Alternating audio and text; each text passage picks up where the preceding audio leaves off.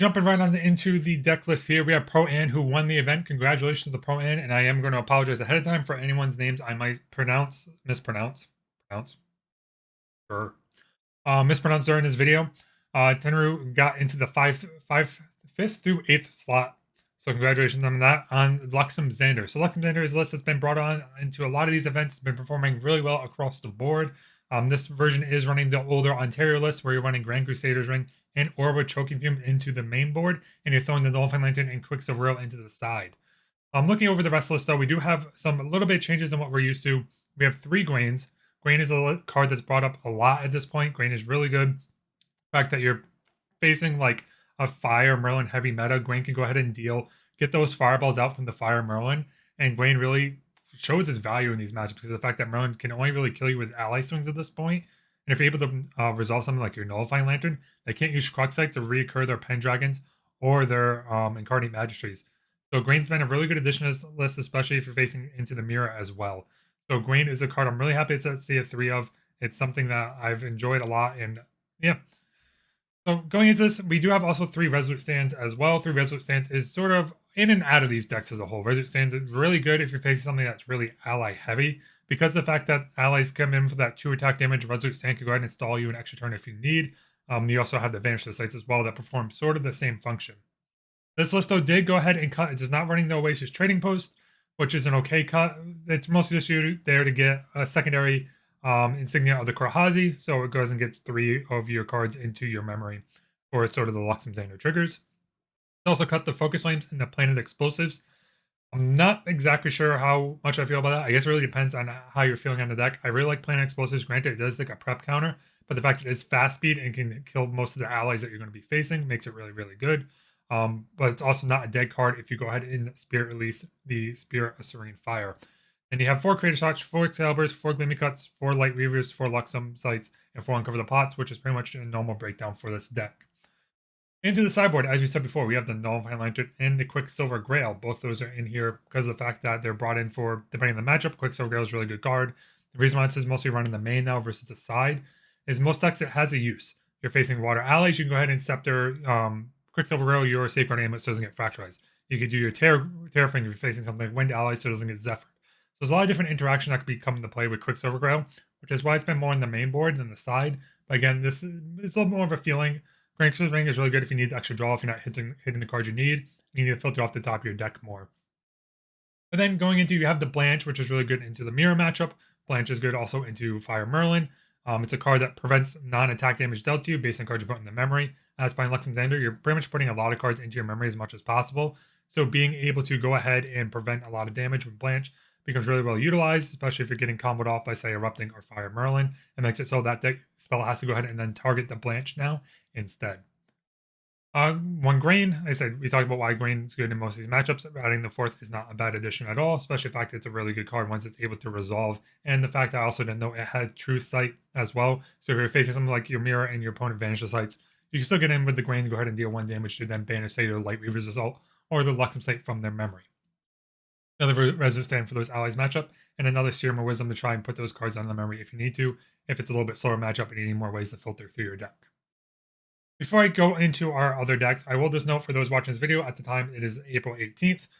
Serene Spirit of Fire is going up in price. This used to be a $5 card, we're now to the $10 to $15 range. So if you're able to get a steal on a Spirit of Serene Fire, make sure you grab them while you can if you want to play this deck.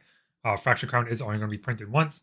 We have no plans or heard of plans yet for a reprint of just individual cards in the other sets yet, outside of what you've seen already with Scry the Skies.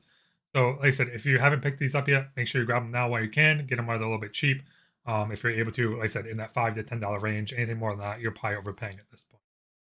But let's go ahead and jump into deck number 2. Going on into deck number 2 at this point, we have the Fire Merlin list talked about before. This Fire Merlin list is a little bit spicy because of the fact this is also running Spirit of Serene Fire. Spirit of Serene Fire, like I said, is a good card. It's really interesting to see in these Fire Merlin lists as a whole because of the fact you have so many different fire cards. If we go ahead and try to pull up the breakdown here, we are running about 60 cards? No way. Sorry, that didn't work out. 23. 23 fire cards in total in this list. So something introducing Serene Spirit of Fire. Wow, Serene Spirit of Fire. Spirit of Serene Fire. That's what we're looking for. Really sort of slows down your deck a little bit. You can't use Creative Shock, can't use your Devastating Blows, can't use your Fireball at this point, or something like your Focus Flame or Hasty Messengers. So lineage releasing Spirit of Serene Fire sort of has some downsides. It's really interesting to see. I'm really curious to see how much this was brought in and what match it was brought into. Maybe it was mostly the ally list at this point. I'm really curious to see what list brought it. Another special thing about this is it is running Prismatic Edge. So this is sort of going back to the old Fractured Crown meta of Merlin, where instead of running Sword of Avarice, you're running Prismatic Edge in the main deck, and then you're using cards like Spirit Blade Ascension to go ahead and flicker your Prismatic Edge as you have a Reclaim and Chilling Touch in your deck as well. You can go ahead and pay into your memory and then get the multiple aspects of Prismatic Edge, especially depending on what your opponent's playing. You might be able to not have to worry about one versus the other as much as say if you're facing a water deck. You don't have to worry about putting a Chilling Touch down. You go and put the Reclaim down. When vice versa, you put the Chilling Touch down, not the Reclaim. So having this sort of is a very interesting list as a whole, especially to the fact we're also running 3 Fast Gear, 3 Exercise Curses. Most decks are doing a split of this in Merlin. The fact that we're running 6, and we cut something like the Flame Rune Swordsman instead, so we have a little bit more of a neutral, fast-floating memory. Really also plays in the fact that we are a Spirit of Serene Fire, so we can go ahead and utilize the floating memory off of these normal cards, as well as cast them without having to worry about if we lineage release, and have something like a Flame Rune Swordsman that becomes sort of dead in hand if we can't use a Creative Shock or a Cremation Ritual, for example. Devastating Blow has been sort of a really good addition to these decks as a whole. Devastating Blow has been really good because of the fact that if you're even level counters on Merlin, you can swing it for 9 damage, 10 if using a sword, and it's a big amount of damage that's being put onto your opponent that you don't have to worry about saying fireballing your opponent twice in order to get the lethal amount of damage through something like a Safeguard Amulet. So having Devastating Blow down really has been a great addition to the deck. It's mostly a 2-0 because of the fact you don't really need more than 2 at this point. You have more than 2, you're mostly flooding out one of them. So you really want to keep it down to that 2 range at this point. We have the Incinerate Fractal as well as Focus Limbs in there for a little bit of board control. The fact that deal 4 damage kills most of the allies that you're going to be facing on your opponent's side of the board. Sparkle is there if you're facing something like a Rye with Spell Shield Arcane. You could Sparkle Light to then get the prevention counters onto it, or a couple different interactions with it. But overall, Sparkle Light's in there. Sometimes also maybe clip a unit or 2. The usual 4x Ghost Pentadragon, 3 Incarnate Magistry included there as well. They're pretty much the normal Crux package at this point. Going into the sideboard, the usual Nullifying Lantern, Quicksilver Grail that we've talked about before, Viridian Protector Trinket for the water matchups, and Morgan's Soul Guide is in here. So Morgan's really good if you're expecting a lot of Luxum Xander. Morgan Soul Guide comes in. Xander only can really deal with it with say something like a Thieving Cut or a Gleaming Cut. So Soul Guide comes in and pretty much makes it so your opponent cannot recover any more health. So it's a really good addition in the sideboard tech for if you're facing a lot of Luxum Xander decks. And the 2 Disintegrates in there. Every pretty much kills Scepter, kills Majestic Spirit if you're facing a Merlin Mirror. It's a little bit. I like it more than Meltdown personally. I've always been a big fan of Disintegrate, especially the fact that if you hit a certain point in the game, you can go ahead and cast it for 3 because it does have an efficiency class bonus with a mage spell. So if you're level 8 Merlin, go ahead and cast that card for free. Keep a whole bunch of others up in hand to do a little more interaction as a whole. But with that, let's go ahead and go into deck number 3. Placing in the 3rd to 4th range, this event did not have a 3rd place matchup, so the fact that we did not have that, so we have 2 decks at the 3 to 4 range as a whole. So what the first one we're going to go over is the Spirit of Wind Tony.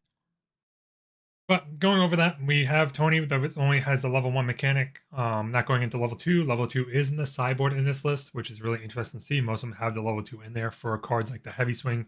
Could put a little bit extra damage, you go ahead and swing for 9. It does run the Fire Bobble package, Water Bobble, Viridian Protector Trinket, and Tide Proc, and pretty much the normal list that you expect them to see out of a Tornaris list as a whole. Running the 4 Deflecting Edge, 4 Gildas, which has been probably one of the best allies that you could talk about.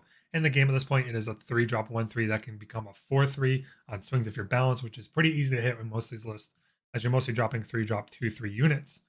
So Gildas is a very well placed addition to most of these allies lists. If you're running allies, you make sure you include it. If you don't have them, there's a couple different cards you can maybe tweak around a little bit, but Gildas is pretty much a staple in these lists as a whole.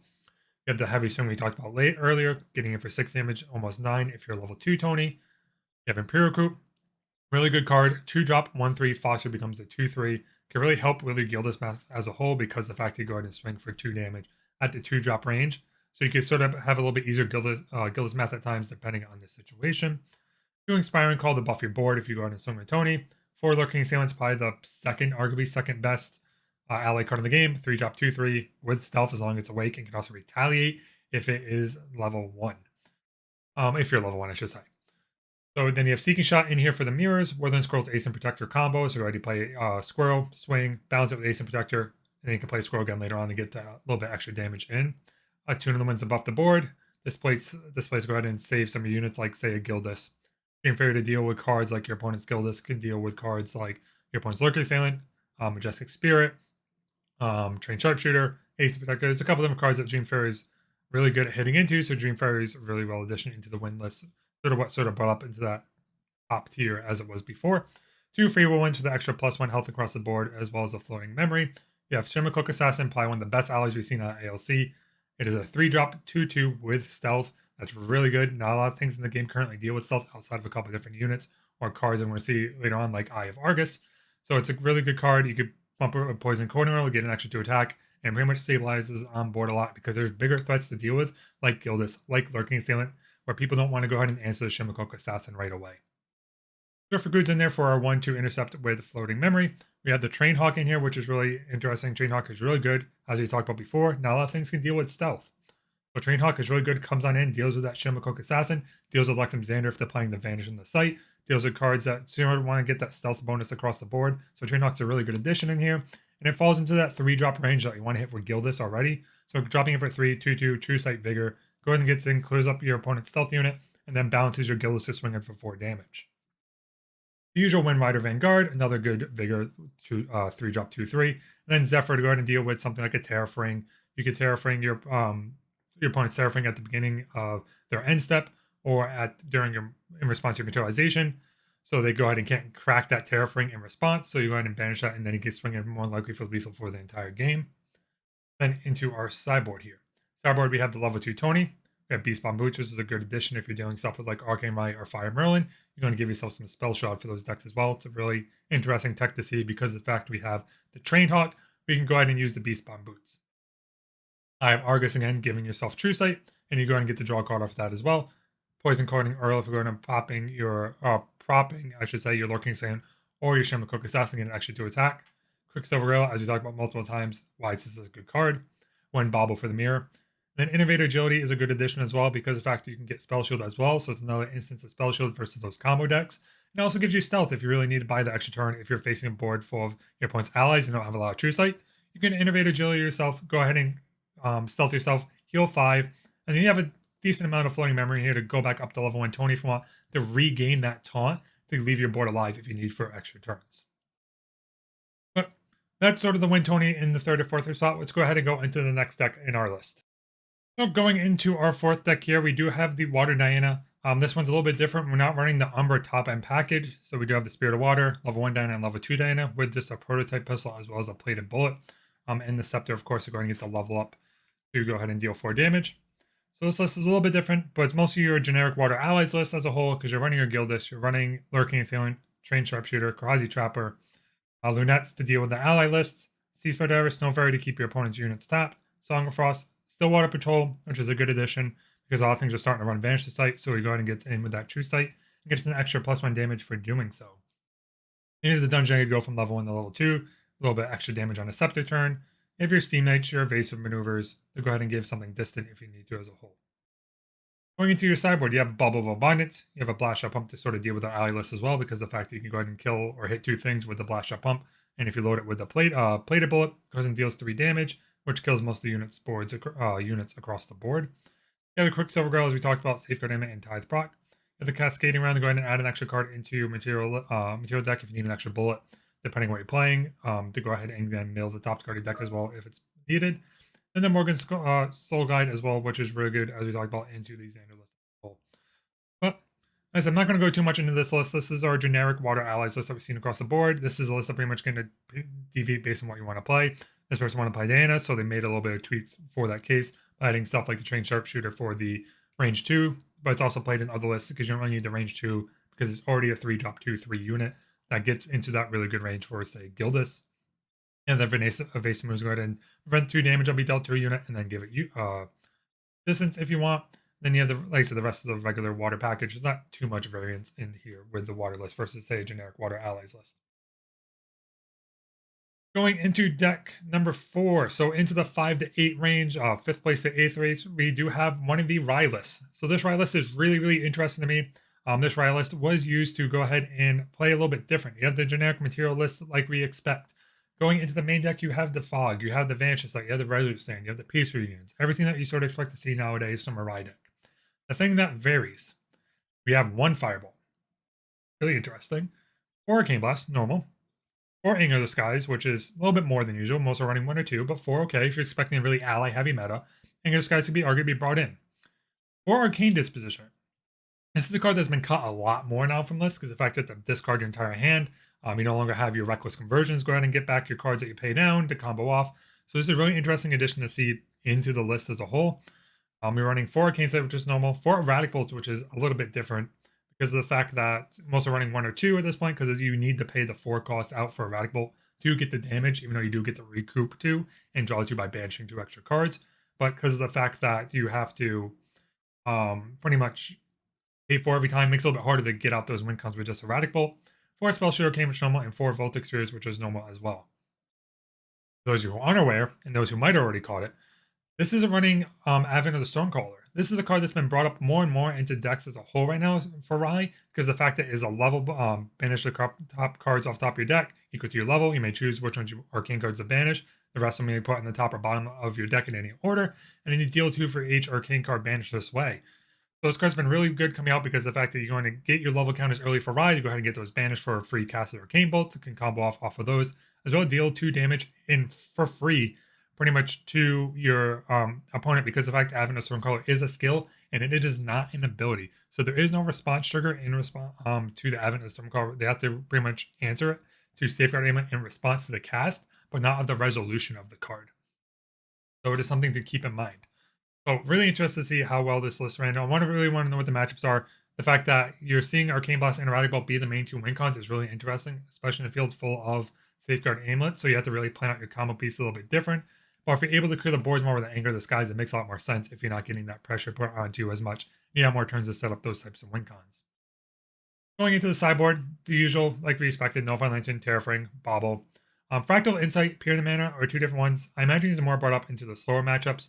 Fractal Insight is brought in so you go ahead and glimpse the top 2 cards of your deck to try and filter a little bit better for what you need. Pyramid Mana is really good into the slower matchups because of the fact you don't have to worry about dying quickly. So you can go ahead and Pyramid the Mana and get a lot of those counters on top of a Riot at this point to go ahead and draw those cards on top of your deck. And then you also have 2 Sparklights to deal with, say, something like another Spell Shield type card or similar, or as well as kill a couple of the units if you need it. As a whole, this list is a little bit different because of the fact you're running also Advent Stormcaller. You're not running the Power Overwhelming package either that gets you levels equal to the amount of enlightened counters that you banish as well. So this list was very, very interesting to see. I'm really wondering if this becomes the staple version of Ride to bring going forward. But going into our last list, we have 2 people on Wind Tony at Alec and Hangzol. Again, apologies if I mispronounce any names. This is sort of the Wind Allies list that you're expecting to see. As normal, we do run the level 2 Tony in the main deck this time. You have your 4 Gildises, you have Scavenging Raccoons, you're facing them like Merlin or Erupting. You go ahead and banish a couple different floating memory cards from their memory. Stronger Nurturing over the Favorable Winds because you get +2 health versus +1. Sometimes could really, really matter in keeping your units alive, or they have to commit more resources to your units at that point. You have the Trained Sharpshooter, like we talked about before, is a really good 3-drop 2/3. You have your Heavy Swings, Imperial Recruits, your Woodland Scrolls and Ace and Protector combo, Tune the Wind, Dream Fairy. This one does run Rally Advance, so the fact you go ahead and on-tap your big swings, like almost like a Gildus, depending on the situation you have. On-tap your Gildus, swing in for 1, on-tap it, swing in for 4 with balance, depending on the situation that you're running into. You have Shimmercloak Assassin, Swift Recruit, Flame Rider Vanguard, and Zephyr. A little bit of a difference is that these are running Rose Internal Paragon. This card keeps on coming in and out of lists a lot. It's a very hard card to cast. It costs 4, need 5 cards up at any moment to go ahead and cast it. It does have Intercept and True Sight though, so it's a really good card if you're able to resolve it. It does do what you need it to do on resolution. There's a card that is brought in every now and then, but it's definitely a 2/4 for that reason. And it's also a unique ally that makes it a little bit rough.